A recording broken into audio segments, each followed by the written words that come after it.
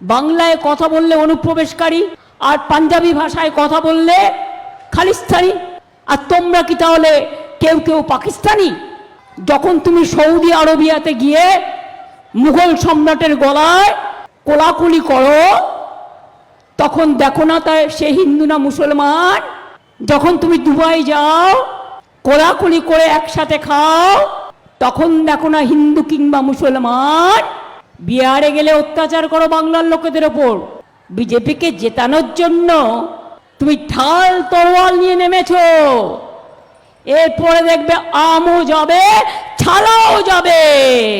তোমাদের গায়ে বিছুটি পাতা দিয়ে ভালো করে ফেসিয়াল করে দেওয়া হবে। হিন্দু মা বোনেরাও ভুল করবেন না।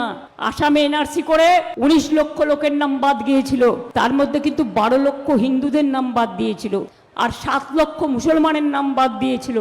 ওটা একটা ছোট্ট রাজ্য।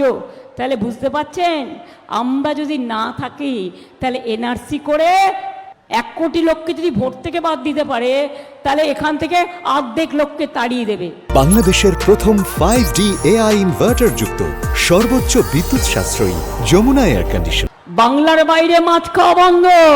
কি মা বোনেরা বাচ্চাদের কি রান্না করে খাওয়ান যখন স্কুলে যায়? মাছ খাওয়া বন্ধ, মাংস খাওয়া বন্ধ, ডিম খাওয়া বন্ধ। তো কি খেয়ে থাকবেন?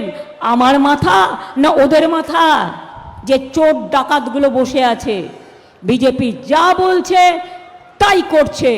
এটা বিজেপি ওয়াশিং ভ্যানিশিং মেশিন। মানুষের ভোট কেড়ে নিয়ে শুধু বিজেপিকে জেতাও, আর আমরা বলি বিজেপি হটাও, বিজেপি হটাও।